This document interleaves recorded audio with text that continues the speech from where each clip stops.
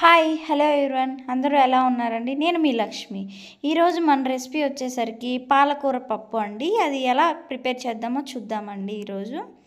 Okay, ముందుగా cooker తీసుకొని ఒక కప్పు నేను కందిపప్పు, పెసరపప్పు ఒక కప్పు తీసుకున్నానండి. వాటిని 2 టైమ్స్ ఇలా వాష్ చేసుకొని ఒక 2 కప్స్ వరకు వాటర్ పోసుకోండి. ఒక కప్కి 2 cups. Next chilli, next onion, పసుపు అండ్ కారం, నెక్స్ట్ పాలకూర అండి. ఇలా వేసేసుకొని కుక్కర్లో పెట్టేసుకొని కుక్కర్ మూత పెట్టేసుకుందామండి. పెట్టుకొని నెక్స్ట్ 3 విజిల్స్ వచ్చే వరకు నేను ఉడికించానండి పప్పుని. ఇదిగోండి మెత్తగా ఉడికిపోయిందండి. ఆవిరంతా పోయినాక తీసుకున్నాను. నెక్స్ట్ రుచికి తగ్గట్టు సాల్ట్ యాడ్ చేసుకొని ఇలా మెత్తగా మెదిపేద్దామండి. మెదిపిన తర్వాత చింతపండు రసం నేను పోసానండి. చింతపండు డైరెక్ట్గా వేయచ్చు, నేను రసం పోసాను. ఇలా పోసుకుంటే టేస్ట్ ఉంటుందని చెప్పేసి ఇట్లా వేసేసుకున్న తర్వాత ఇప్పుడు తాలింపు పెట్టేద్దామండి. తాలింపు కోసం నేను ఒక కళాయి తీసుకొని అందులో ఆయిల్ వేసి ఆవాలు, జీలకర్ర, పచ్చిపప్పు వేసుకున్నాను. ఈ కొంచెం వేగాక ఆనియన్ వేసుకోండి.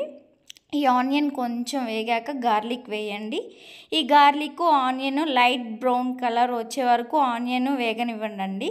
ఇలా కలిపి పెట్టుకొని వేగనివ్వాలి బాగా.